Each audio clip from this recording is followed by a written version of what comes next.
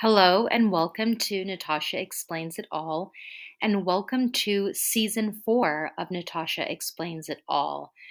Um, I am doing a baker's dozen for each season. So each season has 13 episodes. So we are now on episode 40, and therefore the first episode of season 4 and the first episode of 2024. So pretty cool. So welcome and thank you for being here. And fittingly, with this being the first episode of season 4 and the first episode of the year, I'm actually returning to the very first topic that I covered in my podcast, which is a comparison of the US and Brazilian insurrections to overturn the election results of the 2020 presidential election in the United States and the 2022 presidential election in Brazil, led by Trump and Bolsonaro, respectively. Now, why am I bringing up this topic again in the beginning of 2024? Well, the reason being that this past week, there were some serious developments related to the insurrection activities of both the former president of the United States and the former president of Brazil, and happening on the very same day. So I thought we would dive into that and get caught up on what is happening in these simultaneous efforts to undermine democracy in the United States and in Brazil, particularly given how much Bolsonaro has modeled his efforts um, after Trump's, and with them being advised by the same people. So, what happened last week?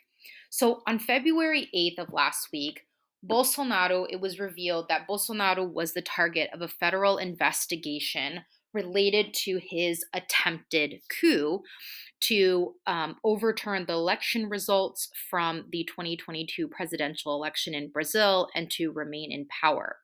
And his passport was seized as part of this operation, so he can't flee the country, which, if you may recall from my earlier episodes, he did when the um, inauguration following the 2022 presidential election in Brazil happened. When the coup, like when the attack on the Capitol, the insurrection happened with his supporters, which was January 8th, 2023, he was in Florida.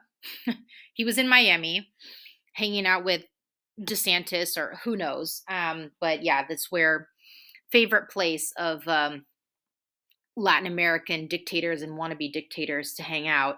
So he was actually in the United States when that insurrection happened. And now that his passport has been seized, he won't be able to do that again.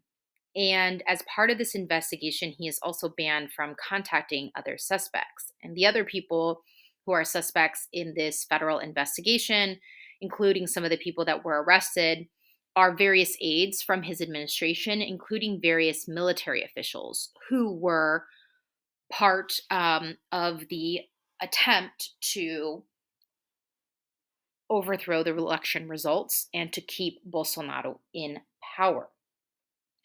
So we've got February 8th, Bolsonaro, his passport is seized as part of this operation, this federal investigation into his attempted coup to keep him in power on January 8th of 2023, following the October 2022 presidential election in Brazil. Now, as part of this attempted coup plot, he also planned to arrest two Supreme Court justices. The Supreme Court of Brazil is called the Supremo Tribunal Federal, and he was planning to arrest two Supreme Court justices, Gilmar Mendes and Alexandre de Moraes, and I'll come back to Alexandre de Moraes in just a second.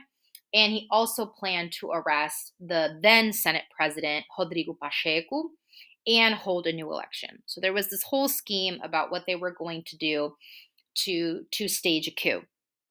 Now, I mentioned that one of the Supreme Court justices that he planned to arrest is this guy named Alexandre de Moraes. And digressing for just a second, Alexandre de Moraes is going to come up again and again as an important figure in upholding democracy in Brazil. And If you are interested in doing a deeper dive into Alexandre de Moraes' role in the past few years with regard to Bolsonaro and Brazilian democracy, there's actually a podcast called Alexandre that is only 6 episodes and goes much more into depth about him. It is only in Portuguese, but if you speak Portuguese or learning Portuguese, I recommend the podcast. Again, it's called Alexandre, and it's hosted by Revista Piauí and Trovão Media. And again, it talks about this Supreme Court Justice, Alexandre de Moraes, and his critical role in ensuring not only that the 2022 presidential election happened, but also then in thwarting the attempted coup on January 8th of 2023. So Bolsonaro, former president of Brazil, is under federal investigation right now related to this attempted coup to keep himself in power after he lost the 2022 presidential election. And as part of this investigation, in terms of details that have come out so far, in addition to those goals that I mentioned of arresting certain officials and hosting a new election, there was also an effort to prevent the election from even happening in the first place. There is a video that has been released, which, going back to Alexandre de Moraes, the Supreme Court Justice, he authorized the lifting of the secrecy of this video that was found on the computer of one of the military officials who was part of Bolsonaro's cabinet, this guy named Lieutenant Colonel Mauro Cid. He had this video on his computer that was of this meeting that Bolsonaro had with various ministers and officials discussing the coup plot, right? What his plan was to subvert the presidential election and maintain power. And that meeting happened on June 5th of 2022. So it happened several months before the October 2022 presidential election. And he was planning to prevent the election from happening. And the audio, like this video, he shares a bunch of conspiracy theories that he has, which sounds familiar, of course. And as part of his coup plot, he encouraged the other ministers, like the political ministers, to spread misinformation about the election and to cast doubt on the integrity of Brazil's voting machines. Again, also sound familiar? And I've mentioned in a prior episode, the thing about the voting machines is particularly alarming in terms of copying the Trump playbook because Brazil has used solely electronic voting for many decades without issue. It works really well, and Brazilians know the results of elections the same day. Everyone votes electronically, everyone votes on the same day, and the results come in real time, right? Because it's all electronic. And so this particularly sinister and cynical angle to cast doubt on the integrity of the voting machines that Brazil was using was not only inconsistent with how Brazil has run its elections since Brazil only became a democracy starting in 88 was when the new constitution was signed. 85 was when the military dictatorship ended. And so, but as part of Brazil's democracy, like they have been using electronic voting for decades without issue. And so Bolsonaro, particularly using that to as part of his coup plot, is just very indicative of how much the Trump camp's tactics influence Bolsonaro's tactics. So, and as part of this coup attempt as well, there was actually like a written decree, like an actual physical decree that he helped edit, allegedly, that indicated all of the steps that were going to happen with the coup. And in November of 2022, shortly after the presidential election, the commanders of the various armed forces of Brazil met with Bolsonaro and they were presented with this coup decree. What the plot was now that Lula has won. What are they going to do to prevent Lula from assuming power and from Bolsonaro in being able to maintain power? So that's going on in Brazil right now. And it's interesting to see like what Bolsonaro's response has been, because it has been quite different, let's say, than Trump's reaction to the 1,000,001 cases against him, which I'll get into in a moment. But Bolsonaro is still complaining, like Trump, that he's being persecuted. This is all political. But I think it's funny, statement that Bolsonaro gave to the press, which is basically, me esquecem, já tem outro governando o país, which translates to like, forget about me. There is already somebody else like running the country now. So he's basically like, I'm not relevant anymore. So please forget about me. I don't want to be part of this investigation. It's quite a different tone than we've heard from Trump. So that has been Bolsonaro's public reaction to this investigation. And it's important to distinguish between this investigation that's happening right now related to his involvement in the attempted coup of January 8th, 2023, and the plot leading up to January 8th, 2023. Bolsonaro was already separately convicted in a separate matter last year, which was related to his abuse of power in his reelection campaign. And this was also heard by the Supreme Court of Brazil and decided in June of 2023. And what he was found guilty of is abusing his power in his reelection campaign and casting unfounded doubts on the country's electronic voting system. He and some of his people filed a request to annul most of the ballots and basically annulling the election results. And as a result of that case, Bolsonaro was banned from running for office for 8 years. So Bolsonaro is already ineligible to run for office for 8 years because of this 2023 case regarding abuses related to his election campaign and him casting doubt on the democratic voting system of Brazil. And now there is a separate investigation specific to the coup attempt. And he hasn't been formally charged yet, so it is still to be determined what is going to come out of that.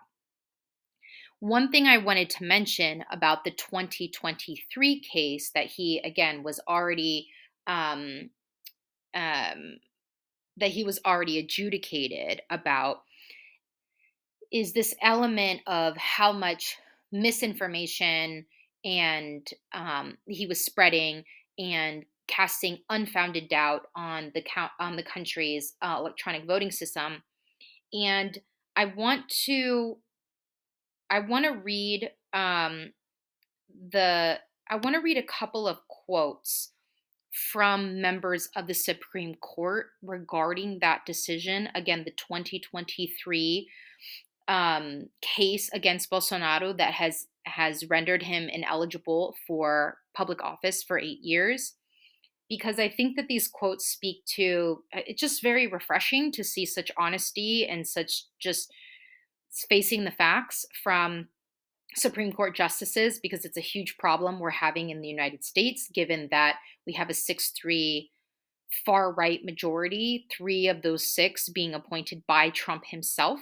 And I'll get to that more in a second. But the quotes then, a couple of quotes from the Brazilian Supreme Court in regarding the June 2023 decision that resulted in Bolsonaro being banned from running for office for 8 years.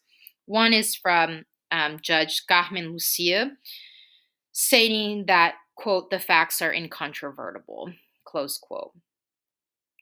Continuing with the quote, the meeting did take place. It was convened by the then president. Its content is available. It was examined by everyone, and there was never a denial that it did happen, close quote. And again, she is referring to um, the parallels are so crazy. I've been talking about a couple of different meetings, so I apologize if it's a little confusing. I'm referring to, again, this is the 2023 case against Bolsonaro related to his abuse of power in the reelection, in his reelection campaign, and specifically around the unfounded doubt that he casts on Brazil's voting system. And the meeting that the judge, Carmen Lucia, is referring to and saying that, like, the facts are incontrovertible. We all know that this meeting happened. We know it was said, is referring to a meeting that happened back in July 18th of 2022. And it was a meeting where Bolsonaro used government staffers, the state television channel, and the presidential palace in Brasilia to tell foreign ambassadors that the country's electronic voting system was rigged. So he was spreading misinformation, including to foreign ambassadors, about the country, about the Brazil's voting system. So that might sound familiar. Um, and then another quote, this one from Alexandre de Moraes, the Supreme Court justice that I have mentioned before, said that the decision represents rejection of, quote, populism reborn from the flames of hateful, anti democratic speech that promotes heinous disinformation, close quote. And I think that quote, populism reborn from the flames of hateful, anti democratic speech that promotes heinous disinformation, is so applicable to how Trump has done everything. And I wish that there were more mainstream media outlets and more political figures, as well as members of our Supreme Court and the courts generally, who would speak so honestly about what is at stake. So that's what's going on at this moment in Brazil. And I want to tie it over to what's happening in the United States, because as I mentioned last week on February 8th, not only did this investigation into Bolsonaro and his passport being seized happen and become news, but there was also something quite critical happening in the United States related to insurrection charges against Trump. Now, briefly before I do that, I want to mention a little bit more about the Brazilian Supreme Court, and I've been referencing the a few of the judges, and the Supreme Court of Brazil is also overseeing this new investigation regarding the insurrection plot. And so, and the Supreme Court of the United States is playing such a major role in the fate of democracy and Trump's ability to participate in this year's election. So I want to do a little comparison between the courts. So the Brazilian Supreme Court has 11 members, and that is determined by constitution. In contrast, the United States Supreme Court has 9 members, and that is not a constitutional requirement. It's just been a tradition. But that number can be increased or decreased really at any time. But in Brazil, it's 11 members, and that is a Brazilian constitutional requirement. Similarly to the United States, in Brazil, candidates for the Brazilian Supreme Court are nominated by the president and then confirmed by the Senate. Another difference, though, is that in Brazil, even though the Supreme Court justices, are they basically serve in as long as they're in good behavior, they do have an obligatory retirement at the age of 70. And that is quite different from the United States, because all federal judges, not just the Supreme Court, but all federal judges have life tenure. And there is a caveat to that, like it's all what are referred to as Article 3 judges, referring to a particular part of the Constitution. They have life tenure. Federal magistrate judges don't have life tenure, but that is not the distinction that matters for right now, because we're talking about the Supreme Courts of Brazil and the United States. And for the Supreme Court of the United States, it's life tenure. For Brazilian Supreme Court justices, they have to retire at the age of 70, which would, if that was the case in the United States, would really come in handy right now to preserve democracy in the United States, because there are two justices on the US Supreme Court right now who are over the age of 70, who are actually like the most extreme of the extreme justices. And that's Alito, who's 73, and Thomas, who's 75. And they are major impediments to democracy and various categories of civil rights, labor rights, women's rights, LGBTQ rights, the power of the federal government, like clean air, anything. They are always always voting um, against the people and in favor of corporate interests and consolidating power for the powerful and the wealthy. So it would be interesting and quite helpful to the preservation of democracy in the United States if the United States also had an obligatory retirement age of 70 for our Supreme Court. But we do not, while Brazil does. So, um, all right. So that's a little bit about the Brazilian Supreme Court in comparison to the US Supreme Court. And now I want to turn it over to, or I want to turn now to what's going on in the US and what's happening with the US Supreme Court and Trump.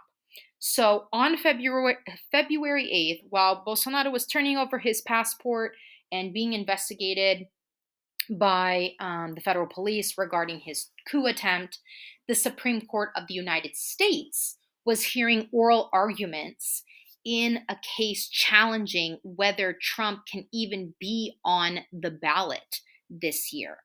And what that case was about, what that case is about, because the Supreme Court has not ruled on it yet, is about the Section 3 of the 14th Amendment of the US Constitution bars from office those who have previously taken an oath of office and then engaged in insurrection. And the state of Colorado, in interpreting the federal constitution, determined that Trump has committed insurrection and therefore is ineligible and will not appear on Colorado's presidential election ballot this year. So that is now before the United States Supreme Court to determine whether the insurrection clause of Section 3 of the 14th Amendment of the US Constitution applies to Trump, and whether, therefore, he is ineligible to run for office. And so that was happening on February 8th as well. Now, I don't know how the Supreme Court is going to rule, but I can tell you my prediction is that they're going to rule in his favor, and they're going to say, because he hasn't been actually convicted yet of insurrection, he can run. That's what I think is going to happen. And it probably it'll be at least 6-3. Definitely all of the conservative justices are going to vote in favor of him staying on the ballot. And they might make some arguments about how, like, this is important for the sake of democracy to let the voters decide who should be their president, which completely undermines the whole point of the insurrection clause. The whole point is the insurrection clause is to prevent us from having people who are anti-democratic being able to resume power. And the whole point of the insurrection that Trump committed was to invalidate the votes of all of the tens of millions of Americans who didn't vote for him. So he was trying to invalidate the democratic participation of tens of millions of Americans. And yet the Supreme Court, I think, is likely to say, like, oh, this is about making sure the American people get to vote.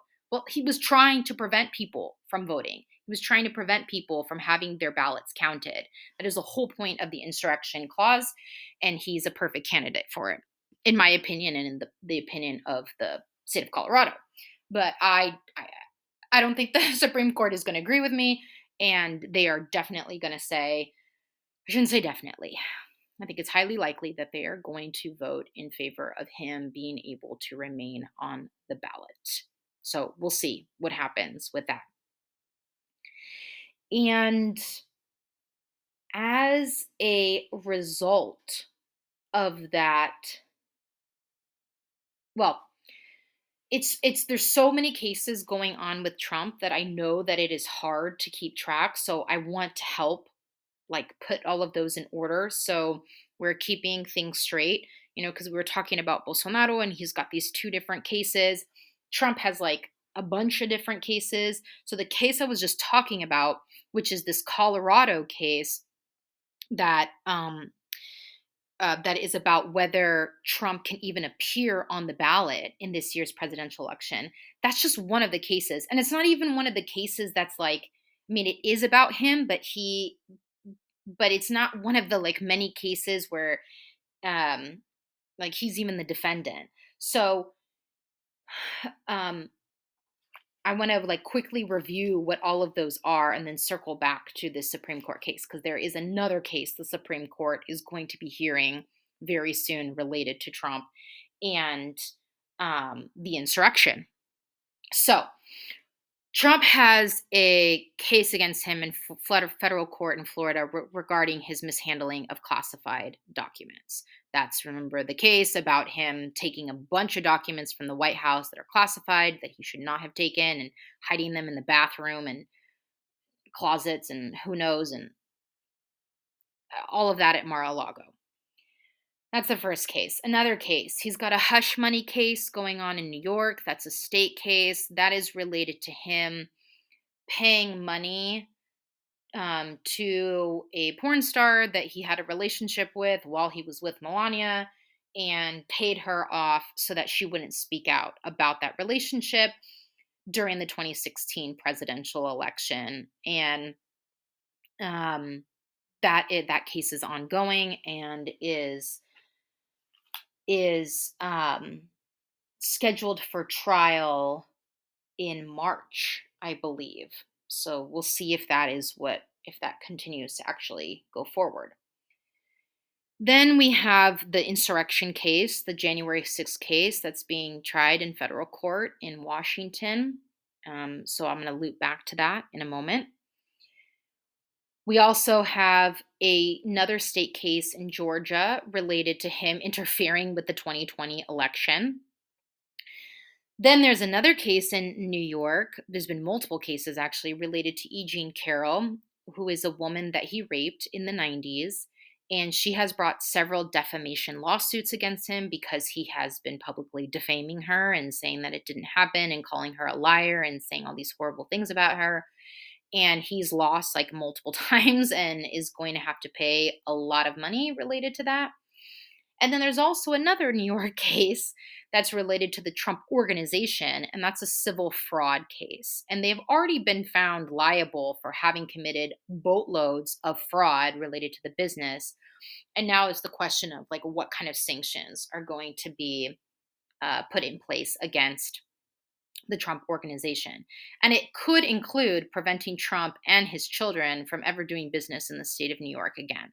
We're not there yet, but that case is going on well. And he's already been found liable. It's just a matter of what the punishment is going to be. So we've got like all of these cases going on. We've got state cases and federal cases related to all of this corrupt and criming behavior. So Trump's got all of these different cases going on. In addition to these cases, right, where he is like the direct defendant, there are other cases and elements going on. We talked about this challenge coming out of Colorado about whether he's even eligible to be on the ballot because he engaged in insurrection, and our Constitution, has a provision to prevent people from engaging in an insurrection and then being eligible for office. Now, as I mentioned, there are two cases that Trump is currently being prosecuted for that are related to his insurrectionist activity. One is the Georgia state case about him interfering in the 2020 presidential election in the state of Georgia. And then the federal case that's being held in DC regarding his insurrection activities, the coup attempt, January 6th, all of that. The case that you may have heard this name, Jack Smith, he is a special counsel through the Department of Justice that is handling that case. So Trump is um, being charged in both state court in Georgia and federal court in DC related to these insurrectionist activities, but has not been, found guilty in either case yet. And while that's going on, the Supreme Court is deciding whether he can even appear on the ballot based on the insurrection clause of the 14th Amendment of the US Constitution. And in addition, the Supreme Court is going to be hearing another case related to Trump and the election and the insurrection, which is in this federal case where he is being charged with inciting a coup.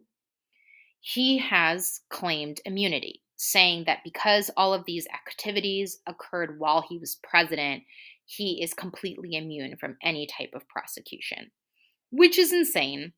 And the DC Court of Appeals said the same. It was like, no, you can't be immune from literally everything. You are not above the law, even as president.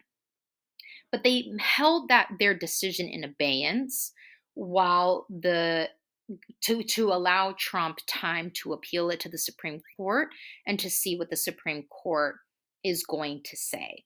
And his deadline to do so is um, the day that this comes out. This episode will come out on Monday, February 12th. And so today, Monday, February 12th, is his deadline to appeal the DC Court of Appeals determination that he's not immune from criminal prosecution. And then the Supreme Court will get to decide whether it's going to take up that appeal. I expect Trump is going to appeal. And as I mentioned, Monday, February 12th is his deadline to do so. And then the Supreme Court will have before it two cases related to Trump's insurrection activities and his eligibility for this year's election. And what the Supreme Court decides to do about this case is going to have momentous consequences. And again, this is the case. It is a federal case against him for his attempted coup, and there are several criminal charges brought against him. And there was a trial scheduled for March 4th that has now been put on hold. And as part of Trump's various delay tactics, he has argued that he is immune from this prosecution, which is causing this appeal process to happen while the greater case is like basically on hold. And so him making this immunity argument, the DC Court of Appeals is like, nope, you're not immune. And so now he gets to appeal to the Supreme Court, and the Supreme Court will get to decide what to do. And there's basically two main things the Supreme Court could do. The Supreme Court could choose not to hear the appeal, which would mean that the DC Court of Appeals decision stands and Trump will not be immune from prosecution, and that case will go forward. The Supreme Court could also decide to hear the case. And if it does that, then it can still rule, for or against him. But if the Supreme Court does decide to hear the case, it's just going to introduce more delay, which is Trump's plan. That's what he's banking on. Because if he becomes even just the official Republican nominee, it will make a lot of these investigations go away because it will be seen as election interference to continue to prosecute him while he's the official Republican nominee. And if he were to win the election, which I don't think is going to happen, but if he were, then, he could just decide to end certainly all of the federal prosecutions against him. So I think what is going to happen is that the Supreme Court I don't think the Supreme Court is going to rule in his favor. I don't think, even though he's appointed 3 of the 9 justices, I don't think that they're going to rule that he's immune from prosecution. However, I think they are going to take their sweet time to rule on it and delay ruling against him long enough that it will basically prevent that prosecution from being completed before the November election. And so, yeah, basically taking the teeth out of that prosecution, assuming he wins. If he loses, then that prosecution could still move forward. And I think he will lose. Um, so, but I think that's what the Supreme Court is going to do. I think they'll take up the case, they'll schedule oral arguments, they'll hear oral arguments on it, and then they will rule against him because I don't think that they're going to find that like the president is just simply immune from everything forever. But they'll take their sweet time. And by taking their sweet time, they will be helping Trump. Now, in this insurrection case, again, that is being prosecuted by Jack Smith, special counsel from the Department of Justice related to his insurrection activities. There are 4 specific charges. 2 are related to him disrupting an official proceeding, in this case, the election and the inauguration of Joe Biden. 1 charge of defrauding the U.S. by attempting to subvert and overturn election results, and 1 charge of conspiracy to deprive citizens of their rights guaranteed by law, specifically the right to vote and to have their vote accurately counted. So while we have an insurrection case going on in Brazil against the former president, Bolsonaro, we also have an insurrection case against the former president of the United States, Trump, and these cases are happening in tandem, and their developments are happening in tandem, and they are going to have serious implications for democracy in both countries. Now, the threat in Brazil has been significantly reduced because Bolsonaro is no longer eligible to run for president, at least for 8 years. And his political relevancy in 8 years is highly questionable. Whereas in the US, there hasn't been that kind of accountability yet. And we have to see how these cases play out, and whether any of them are going to get far enough to be at a place that it is going to either prevent him from holding office or, do enough additional damage to turn voters off from him.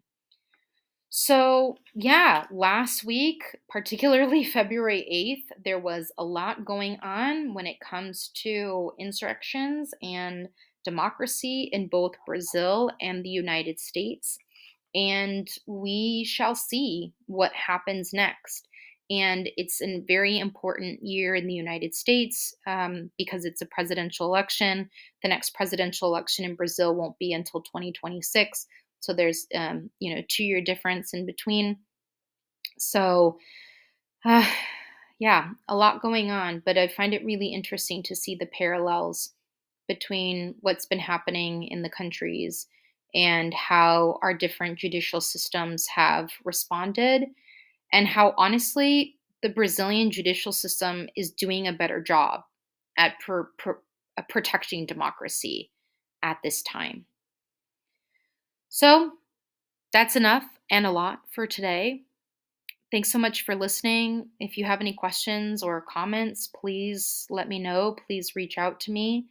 And until next time, take care.